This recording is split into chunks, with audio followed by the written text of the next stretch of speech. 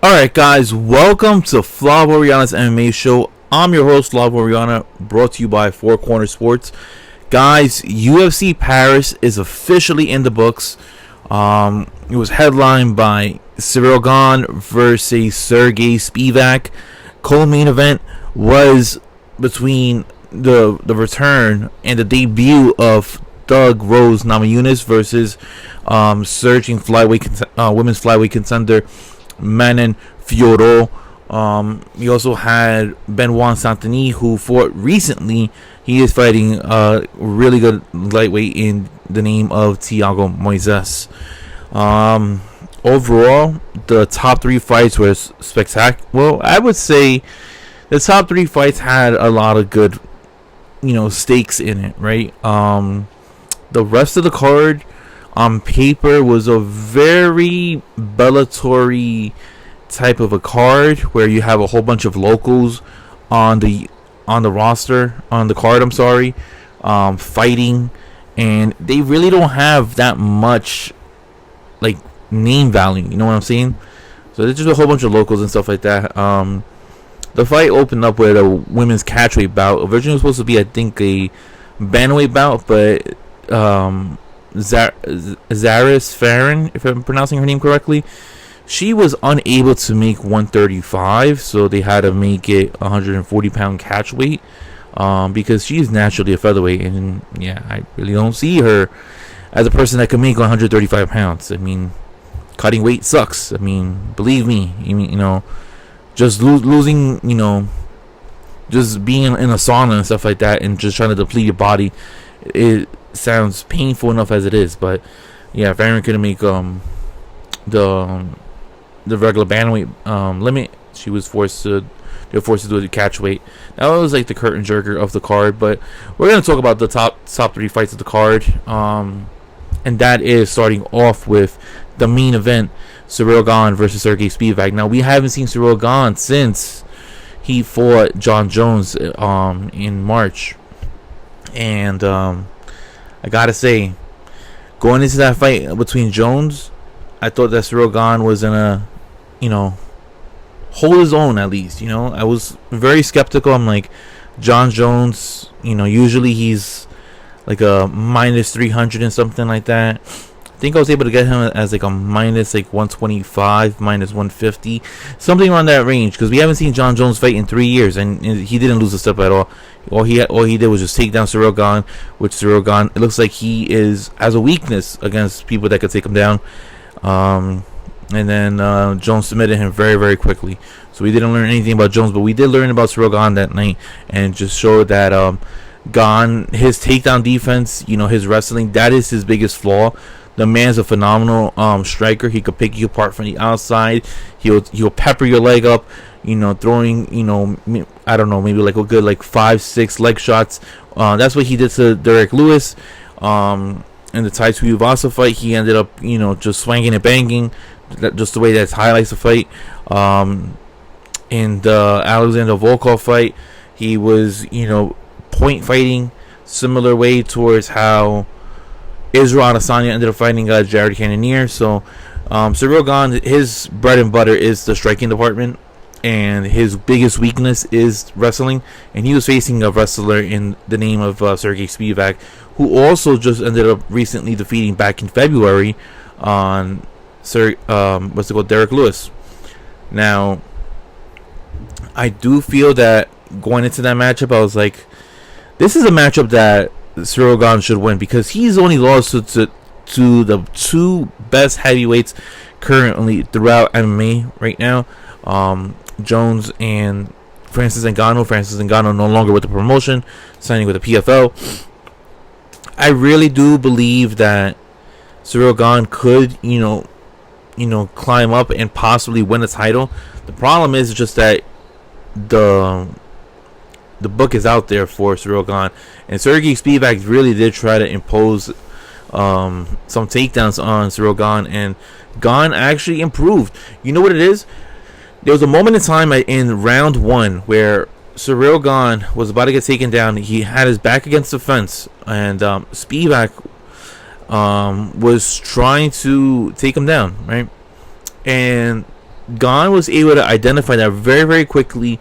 He sprawled down, stuffed the takedown, and at that very moment, you know what exactly it felt like? It felt like when Francis Ngannou was able to realize that, you know what, when he fought Stipe Miocic in that second fight, he realized that his cardio was pretty bad, and he was getting worn by the takedowns by Stipe, because Stipe knew that he wasn't going to be able to, swing and bang with Francis Ngannou, all right? Because in that second fight, in that very next round, what ended up happening, Stipe tried to swing and bang with Francis Ngannou. He thought he hurt Francis. Francis played possum, clocked him right in the chin. Stipe falls back. He fell really awkwardly on his leg, and Ngannou imposed like two to three powerful hammer fists to Stipe's chin. And that's what it felt like to me when Ciryl Gane stuffed Spivac's takedown, because this whole time the biggest question mark is what's going to happen to Ciryl Gane when Spivac takes him down.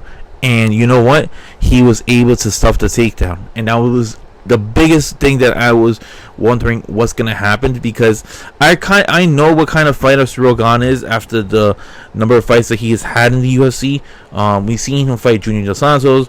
We've seen him fight Derek Lewis. We've seen him fight Alexander Volkov. The one guy I wanted to see him fight, to be honest, is Curtis Blades, but I'm pretty sure the UFC is going to try to keep those two guys apart, because we kind of know what kind of a matchup that would be imposed of. And he was able to stuff the takedown, Gane, and from that point forward, the face and the disbelief on Spivac's face was immense, because Spivac was like, whoa, I can't take this guy down. He knows what I'm going to end up doing. Well, at that point, it's just a point fighting matchup, and Ciryl Gane was just picking apart Serghei Spivac from the outside, peppering the leg, like I said, throwing body shots, very timely counters on to the face. I think ESPN MMA ended up putting out a stat sheet that Ciryl Gane ended up landing 112 significant strikes to Spivac's 11 significant strikes. That is the largest discrepancy. I think they said the fourth largest discrepancy of significant strikes in UFC history. It is crazy that after that one takedown stuff, the whole fight changed, and I just knew it from that moment forward. The same way that I felt when Ngannou ended up stuffing Stipe. That's the exact same feeling that I got, and later on in round two, Ciryl Gane was just picking Serghei apart. Serghei was trying to defend.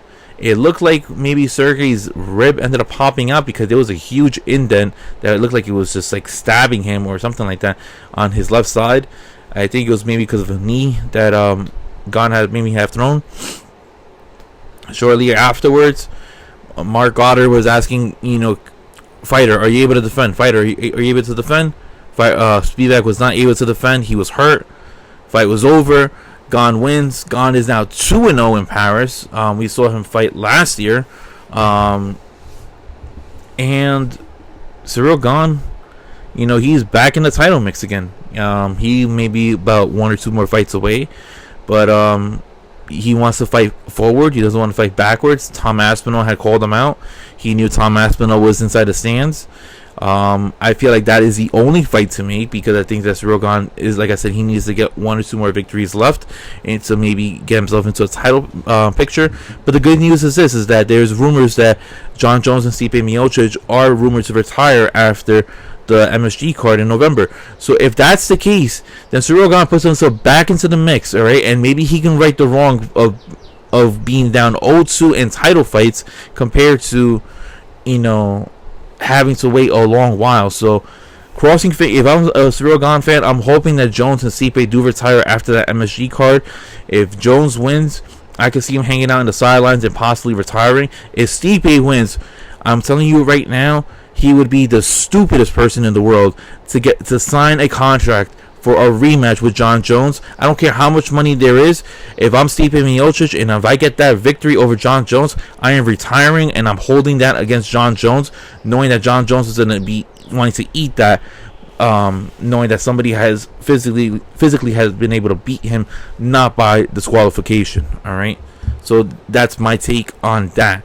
As for the co-main event was Rose Namajunas versus Amanda Fiorot. We haven't seen Rose Namajunas since that ugly performance that they ended up having in Phoenix last May. Rose is making her debut at 125 pounds. Rose wants to be able to create new challenges for herself. She's done with having multiple rematches at strawweight. She put on a lot of muscle.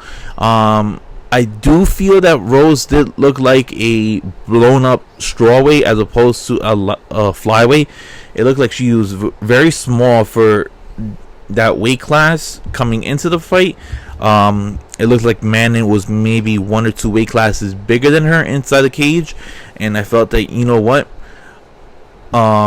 Rose has the speed advantage, and sure enough, did I feel like that was accurate, because she did have the speed advantage. Unfortunately, she ended up breaking her hand in round 1 after throwing a couple punches, and the fight ended up turning itself around.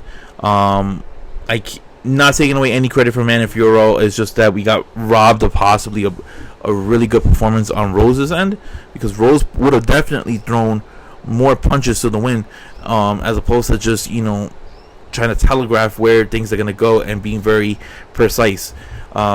Manon, you know, was able to big sister Rose Namajunas, and I ended up placing a bet on Rose because I'm like, she's plus money. When do you really see Rose as plus money like that? And I'm like, you know what, this can be an excellent opportunity to, you know, win extra cash.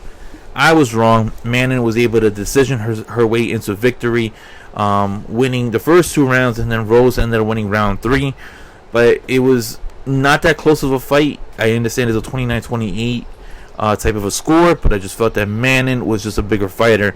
Now, unfortunately, I do feel like Rose is going to have to fight back, and I think that, you know, 125 is very loaded, and I'm not sure who they're going to match her up with. As for Amanda Fiorot, she called for the title shot. Don't believe she deserves a title shot just because she hasn't had any real good performances.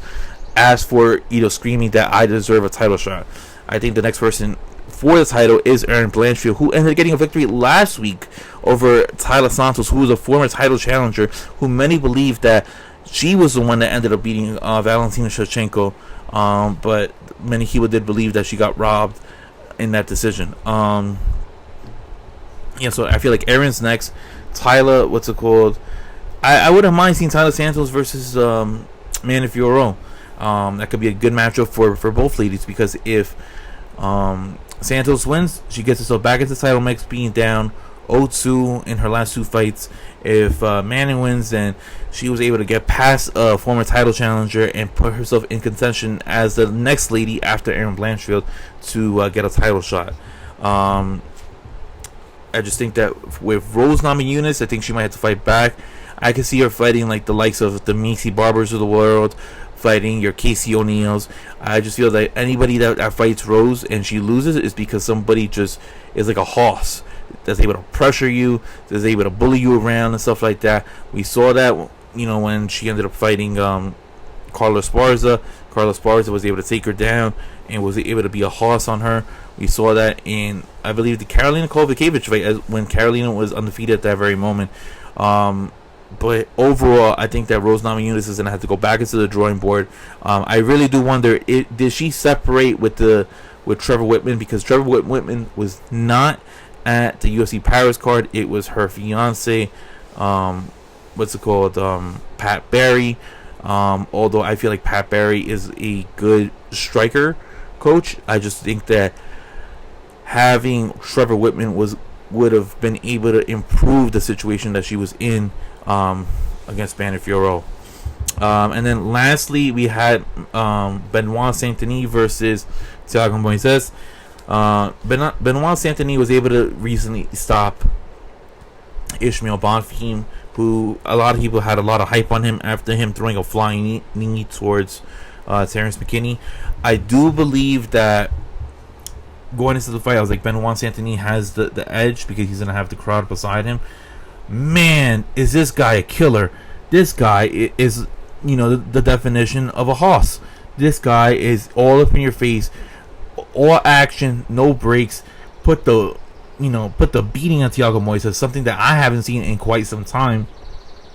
And when Moises fought, Makhachev, that fight went pretty lengthy. This fight over here was just a one-sided beating, and Moises was not able to generate any respect whatsoever for Benoit Saint-Denis. He was just getting beaten up, butchered, and man, Benoit Saint-Denis is an animal. He was able to get the victory in round 2. He was able to stop Moises, had him against the cage, was just beating him up. Referee had to stop the fight. Benoit Saint-Denis is slowly becoming one of a top level action fighter in the lightweight division, which is the best division in the UFC, which has, the person that could be ranked number 25 in any other division, they'll be instantly a top 15 fighter. That's how stacked that division is, and Benoit Saint-Denis is climbing up that ladder. Defeating somebody of a Thiago Moises is somebody who is ranked anywhere between 15 to 18. He instantly climbed himself into that range right over there. What's next for him? I really do want to see him fight somebody ranked. I want to see him fight somebody of Renato Moicano, who has been getting a lot of success over the last 18 months, and he is a pretty good fighter. I would like to see that fight. If not, slap both of these fighters on the MSG card. Matt Frevola versus Benoit Saint-Denis. I guarantee you that fight will not go to a decision. I don't think any of Benoit Saint-Denis' fights has gone to a decision. But overall, gotta say, UFC Paris card, best crowd so far of the year. When I thought it was gonna be a very mediocre of a card, the fans came out. They ended up making that a very enjoyable experience, and I'm like, wow, one of the best shows fan-wise that I was able to experience from my couch. Gotta say, they did better than the England crowd. I know London fans are not gonna want to hear that, but they did better than the England crowd. And overall, all French fighters won outside of Zaris Farron, and yeah, it was a pretty good card. But on to next week, Israel Adesanya versus Sean Strickland. Pay-per-view is kind of am I gonna see it? Probably not, but we'll see what happens. But until then, guys, I am Flavo Oriana. Thank you for tuning in to Flavo Oriana's MMA show, and I'll see you guys next time. Peace, guys, and have a good one. See ya.